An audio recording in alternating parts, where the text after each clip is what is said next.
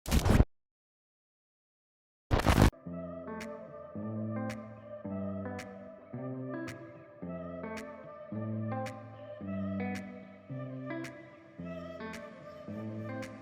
guys, I'm Ru together with David. good news dahil sasamahan nyo kami ngayon para sa house tour which is located at Ponderosa Leisure Farm. So, Ponderosa Leisure Farm is located in Cavite, near Tagaytay. So, yung weather here is very cold. As you can see, yung architecture ng houses, yung house na to is like Mediterranean kasi lahat ng house dito sa village ito is Mediterranean style yung architecture.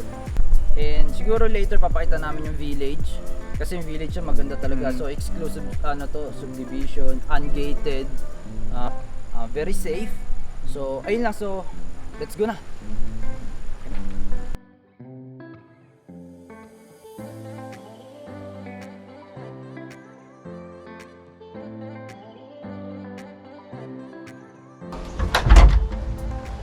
Okay. So, guys, ito yung main receiving area nila. So, as you can see, meron sofa dito. Meron din doon. Pwede kayo, yung guest, pwede doon. So, isa dito, makikita nyo yung space niya malaki. Then, yung ceilings niya is around, I think, 20 feet. Mataas talaga. So, kita nyo naman, hindi kulog yung pakiramdam. Talagang very big kayo yung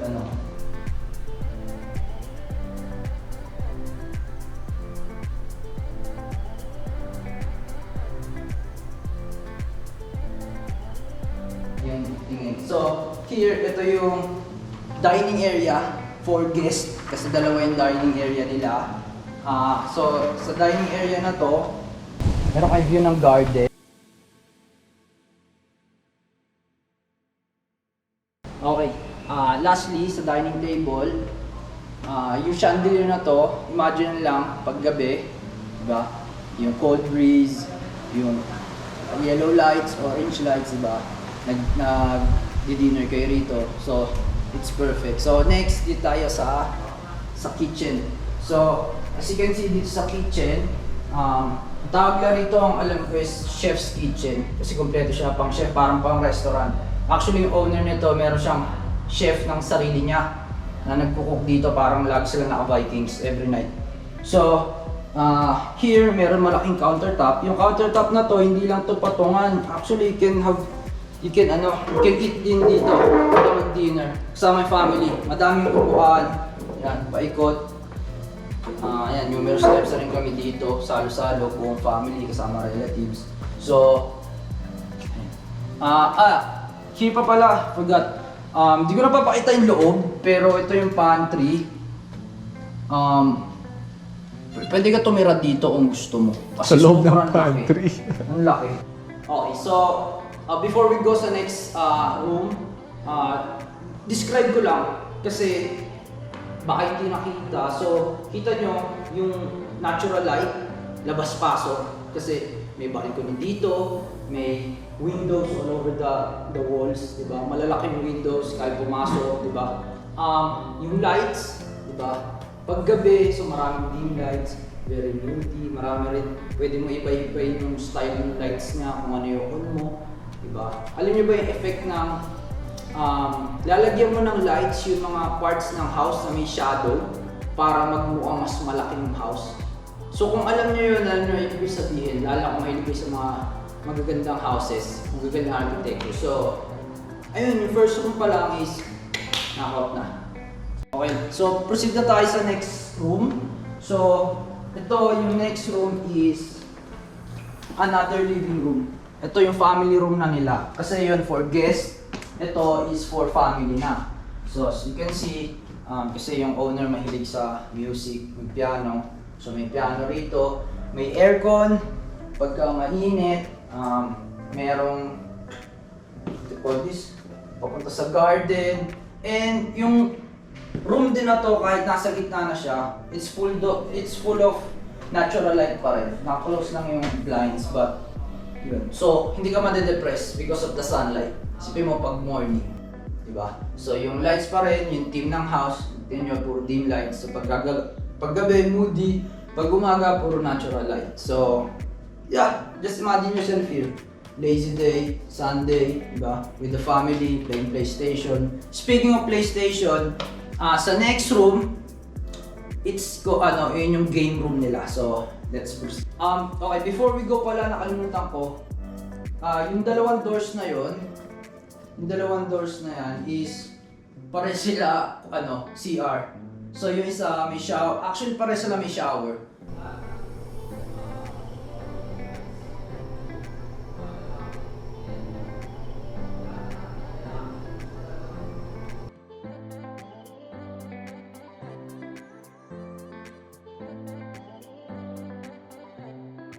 Okay. So here's a game room. Yung game room, like yung other two rooms, puro windows pa rin sila. Kasi yung buong house, meron kayo laging view ng gardens, kita nyo yung labas. So para siyang indoor-outdoor effect. So kala mo lagi nasa labas ka. Pag nakabukas lahat ng windows, parang ganun na nga, lalo na pagka malamig. Then, as I've said, game room siya. Yung TV included na to, pagka binili nyo. Yung TV is kasing laki ng tao, malaki pa sa akin.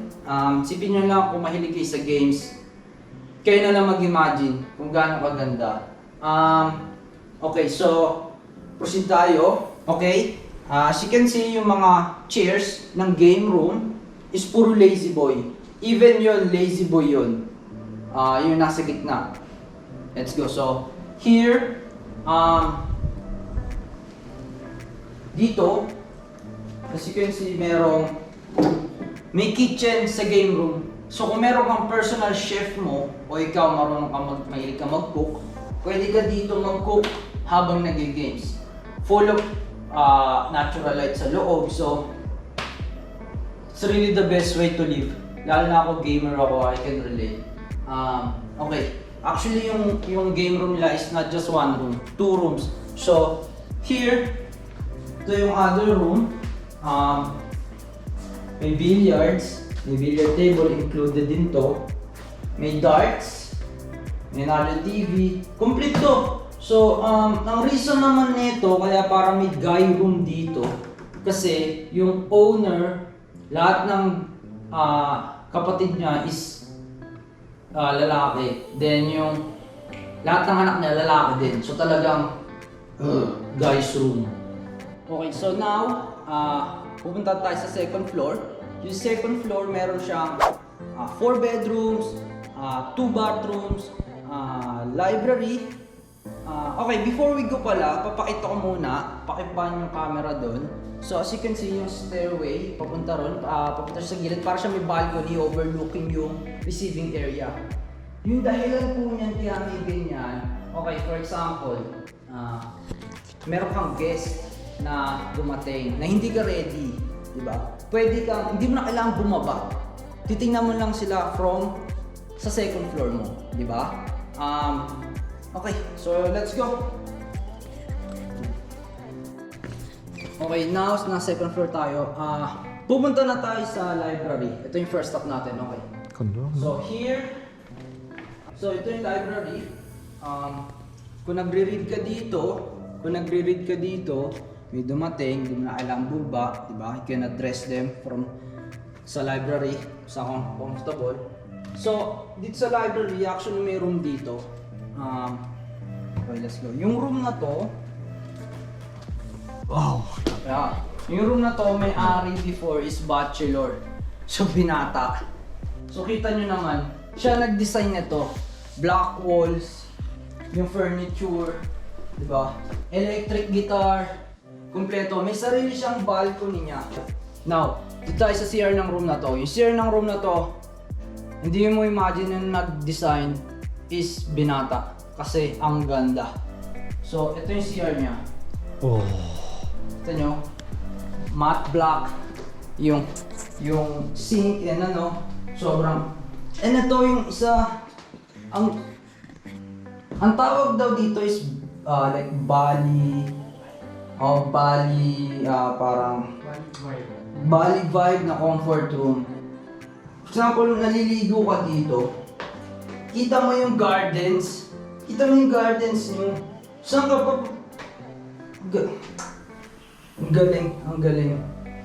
Okay, now, dito tayo sa last part ng tour.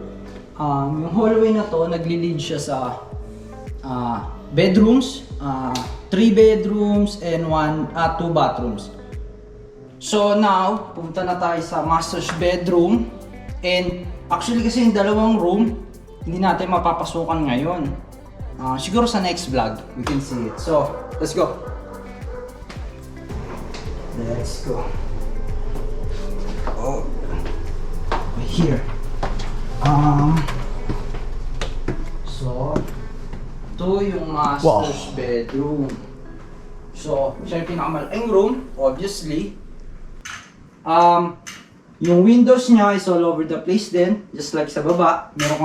Meron kang view sa garden all the time. Meron siya sarili niyang balcony, which is ang laki. Ang laki ng balcony niya. Isa pa yung note ko, yung ceilings. Yung ceilings. Kasi, I don't know kung na-experience yun na mapasok sa house na mababa yung ceiling. Iba yung pakiramdam sa high ceilings. Okay, so, yung master's bedroom na to, here. May tindahan. Yeah. Pwede ka magpasok na sarili mong SM. Dito. May Ito department store. Ito yung walk-in closet. As you can see, kasya lahat ng coats, dress, all sorts of clothes, heels, shoes. Diba? Di ko alam kung pwede natin on yung chandelier. And here yung CR na master's bedroom. So, actually guys, ang dami ko napasukan na house. Nakita ng may sariling sauna. May jacuzzi. Sa bedroom. May jacuzzi.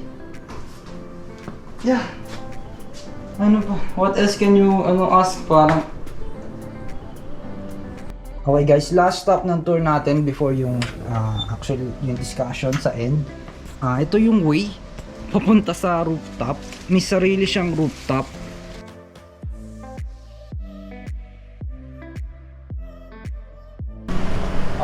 Last part ng tour is ito, introduce namin si Sir Lem sa inyo, yung broker namin. So ito, di-discuss niya lang yung following. So Okay. Have you seen the panoramic view of the house?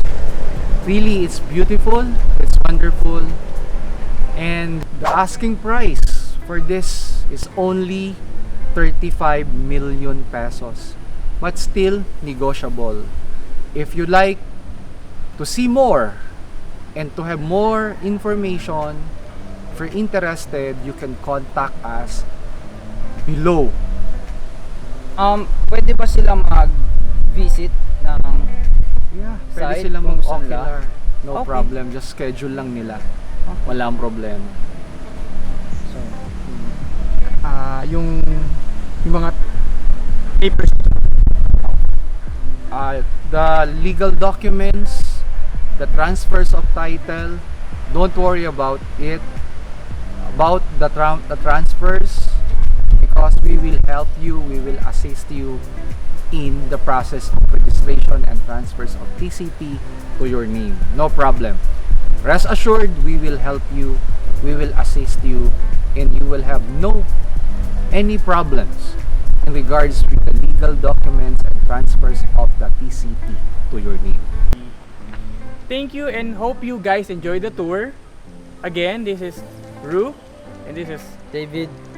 Guys, lastly, if you need help, pag meron kayong properties na gusto nyo sell and kailangan nyo na someone to shoot property videos or any kind of videos para sa property nyo, you can message us anywhere here. Lalagyan namin yung contacts namin. So that's it from our team. I hope you enjoyed it again and see you again. ano bro?